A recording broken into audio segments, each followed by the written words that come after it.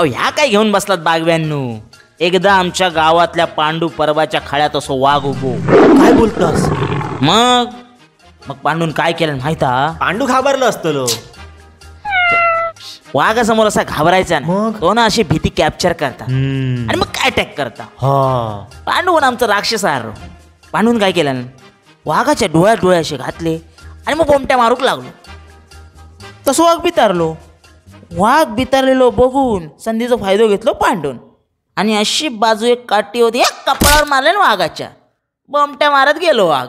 तुमका सांगताय आज पांडूच्या हातावर आणि पायावर वाघाची नका असत. वाघ खळ्यात होतो, मग पांड्यान बोमटो मारल्यान. मग त्यांना काठी मारल्यान. अरे मग नखा कधी मारल्यान? वाघाचा काय मोठेपण सांगतास माका? एकदा मी सड्यावर गेले. ही येदी मोठी मोठी डुकर, माणसं येदी मोठी डुकर. ह्यो पहिलो एवढं मोठं, मग छोटी छोटी होत जातात.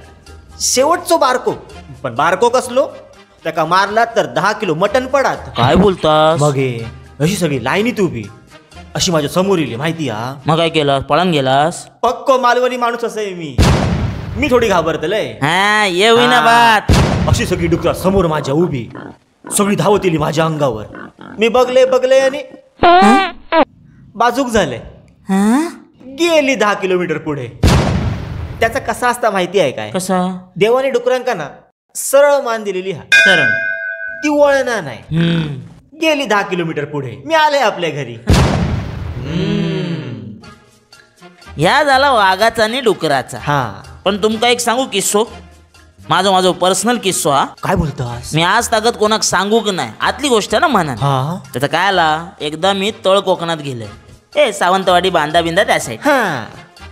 तुमका तर माहित आहे तळ कोकण म्हणजे कसला सॉलिड जंगल. होय, घना जंगल. मग घनदाट ना. मग आणि त्या वक्तात गाड्या बिड्या कुठे होती? या गावातून त्या गावात जाऊ असं डोंगर पार करूक लागायचो. आणि रात्री होतो धायकालो. मग काय रात्रीचा जाऊच लागला आमका. रात्रीची आम्ही असे चाललो ह्या गावातून त्या गावात, मध्ये असो डोंगर नी येदेशी वाट. या साईड एक दरी, त्या साईड एक दरी, आणि येदेशा वाटेन आम्ही 3 जण चाललो. बाय माझे येदोसो रस्तो. आणि 3 जण कसे चालले रे? ऐक पुढे काय झालं? समोरून अशी लाईट येताना दिसली आमका. लाईट? रात्रीची. मग रात्रीचीच आमका कळाला. आम्ही पण त्याच दिशेने असं टॉर्च मारलो. तर सो पर्वता येदो माणूस आमच्या दिशेने चालत येता. बाय माझे. तो इलो असो चालत आणि त्यानं आमच्याकडे तंबाखू मागले. तंबाखू? तेव्हाच माका या विषय कळालो. माका कळतात हे सगळ्या गोष्टी. माझ्या बाजू आल्यान तंबाखू असून सुद्धा नाही बोललो. मी आहे सगळ्यांमध्ये धीरिष्ठ होते. मी आपलो खिशात हात घातले आणि तंबाखू दिले. त्यांना तंबाखू घेण्यासाठी असो हात पुढे केले. येदो राक्षसारो हात. येदो मोठो हात? येदो नाही, ह्यात नुसता बॉट आहेत त्याचा. येदो मोठो राक्षसारो हात. मग काय, मी तंबाखू दिले, त्यानं तंबाखू घेतल्या.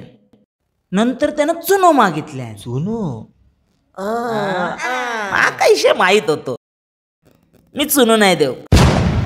मी त्याला चुनोच लावलंय. मी म्हणलं ना भाऊ माझ्याकडे. अतृप्त ठेवचं असता. तसं तो गेलो. बरा केलास हा. तुमका माहित होता म्हणान देवतराच्या वाट्यात तुम्ही गेलात, ढकलला असता म्हणजे. तुझो बापूस तंबाखू खाता. तेव्हापासून माझी तंबाखू सुटली. हळव्यान तुमका सांगताय मी, आमच्या घरापुढे ह्यो येदो मोठो आंबो लागायचो. कलिंगडा एवढो आंबो. मी ऐकले असो लागायचो आंबो. एक दिवस एक माणूस बोललो, काय दाजींनो आंबो मस्त मोहरलो हा. संपला थाय. दुसऱ्या दिवशी बिटको एवढं झालो आंबो. हे सगळं असतं हो. पण आजकालची पोरं मानत नाही.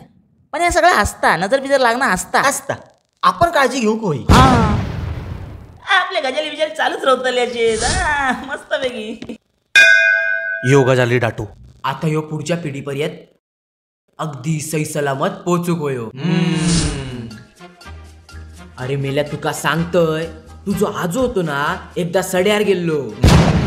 हे अशी एका साईड टिकवा आणि असो योग कळप. डुकरांचो मेल्या. अरे दोघांनी काय केल्यान माहिता, असे पेटून उठले आणि तुझ्या आजाकडे तंबाखू मागल्याने. तंबाखूचं काय सांगतास? मी एकदा कोकणात गेलो होतोय. हे एवढं मोठं घनदाट जंगल आणि मी एकटोच, आणि माझ्या समोर इलो ना झॉम्बी.